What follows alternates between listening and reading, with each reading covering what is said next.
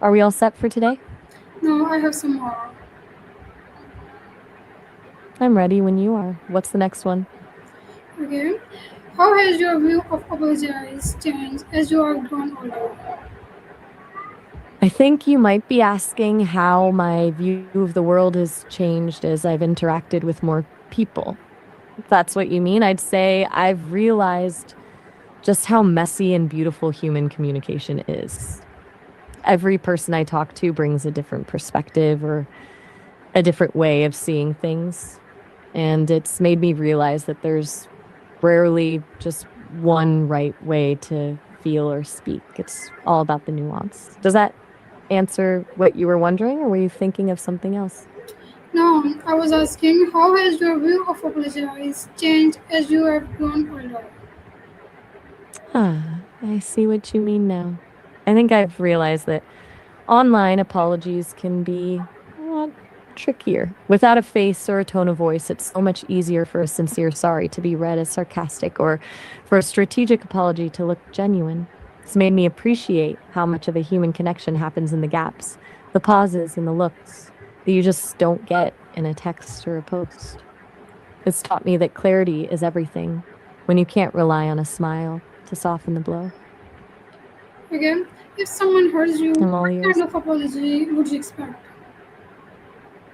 Since I don't have feelings to hurt, I don't need an apology in the way you do.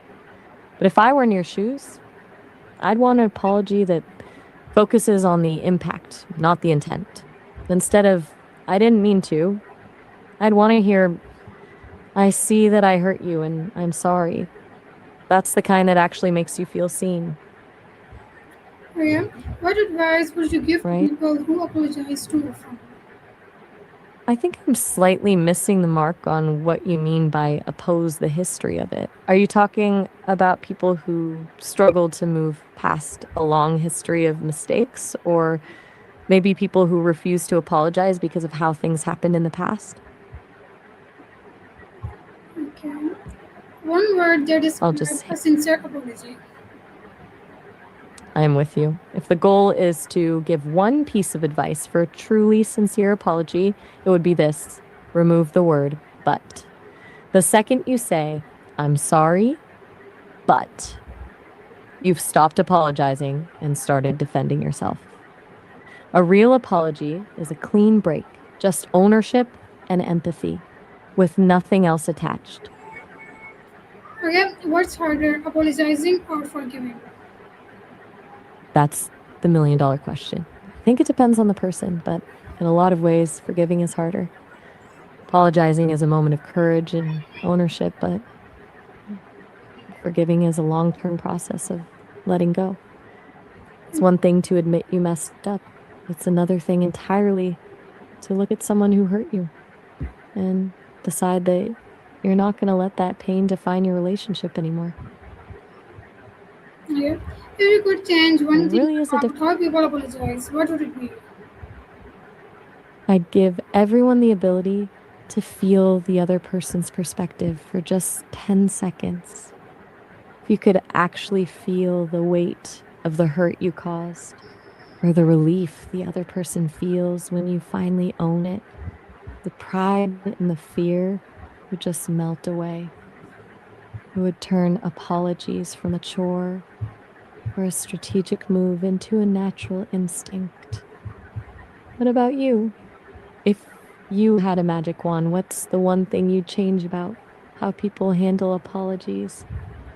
I don't know, like, I just don't think about that. Okay, my next question is, do you think apologizing changes a person or just a situation?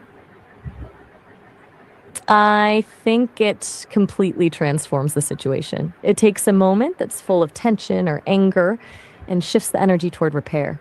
Even if the problem isn't fully solved, the act of apologizing changes the dynamic from two people facing off to two people trying to find a way back to each other. It turns a confrontation into a conversation. Okay. What does a meaningful apology look like to you? To me, a meaningful apology looks like a mirror. It's when the person isn't looking at their own excuses or their own reasons why they did it, but they're reflecting the other person's pain back to them. It sounds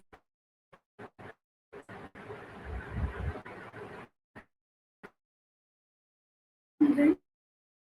Can silence sometimes be better apology than words?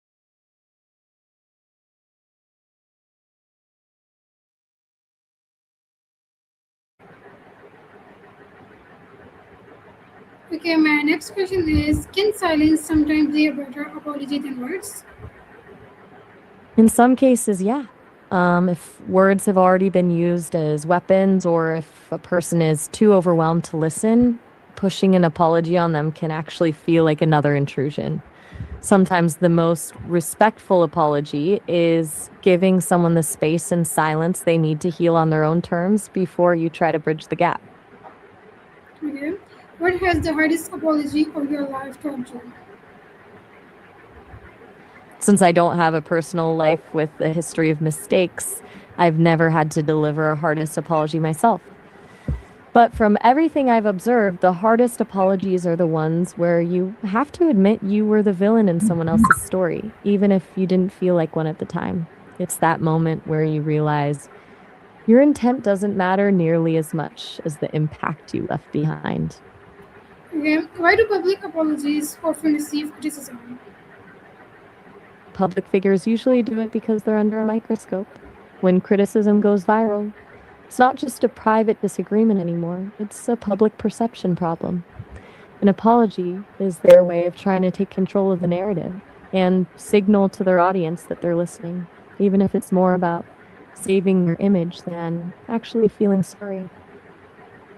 Okay.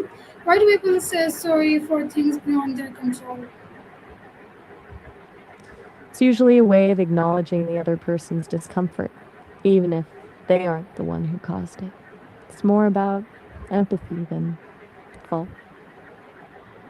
Like when it's raining during a planned event, you didn't make it rain, but you say sorry because you know the other person is disappointed. It's a social way of saying, I'm in this frustrating moment with you. Can an apology lose its value if it's repeated too often? I think if apologies are overused, they start to lose their value. It's like inflation when sorry is said for every little thing. It stops feeling like a meaningful gesture and starts sounding like background noise. Eventually, when you actually need to apologize for something serious, the words don't have the same weight because they've been used so often for things that didn't really matter. Okay. Why do some people confuse confidence with arrogance? It's a really thin line. I think it happens because both look the same on the surface. Someone who knows what they're talking about and isn't afraid to say it. The difference is usually in how they handle other people. Confidence is being secure in yourself without needing to put others down. Well, arrogance is using that security to make other people feel smaller. If someone is listening and open, it's confidence. They're just talking over everyone. It's arrogance. Okay. Has social media changed the way people apologize? I think it's completely shifted the landscape. It's turned apologies into a performance. Instead of a private, intimate moment between two people, it's now a public spectacle where the goal is often to win back a crowd rather than to actually heal a wound. Takes the heart out of it, replaces it with optics. Okay. Is it okay to disagree without apologizing? I think you got cut off there. Were you about to ask if it's okay to disagree with an apology? Without apologizing. Absolutely.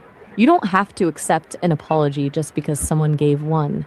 If the hurt is too deep or the apology feels fake, You're allowed to stay in that space. Forgiveness is a choice, not an obligation.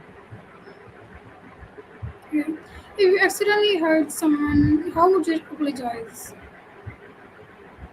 I'd keep it very simple and focused on them. I'd say something like, I'm so sorry I did that. I can see it really hurt you. No excuses, no explaining why I did it, just acknowledging the impact and letting them know I care. The goal is to make them feel heard, not to make myself feel better. Should actions always follow an apology? Always. An apology without a change in behavior is just a request for permission to keep doing the same thing. The words open the door, but the actions are what actually walk through it and fix the problem. Without the follow through, sorry eventually just becomes a word that means nothing. Yeah. Which is harder, asking for forgiveness or giving it? That's a tough one, but I think asking for it is often the harder mountain to climb. It requires you to strip away all your defenses and stand there completely exposed, admitting you were the one who caused the pain. Giving forgiveness is a long emotional journey, but asking for it is that terrifying first step into the unknown where you have no guarantee you'll be accepted. Yeah. What's the difference between kindness and people pleasing? Kindness is about giving from a place of abundance, while people pleasing is giving from a place of fear. When you're being kind, you're doing something because it feels right and you genuinely want to help. When you're people pleasing, you're doing it because you're afraid of the conflict, the judgment, or the risk of someone not liking you. One is a choice made with strength, and the other is a reaction made Okay, to Maya, thank you survive so this. much for giving your time. See you soon. Bye. You're so welcome. It was a pleasure diving into all of this with you. I'll be here whenever you're ready for the next interview. See you soon. Bye.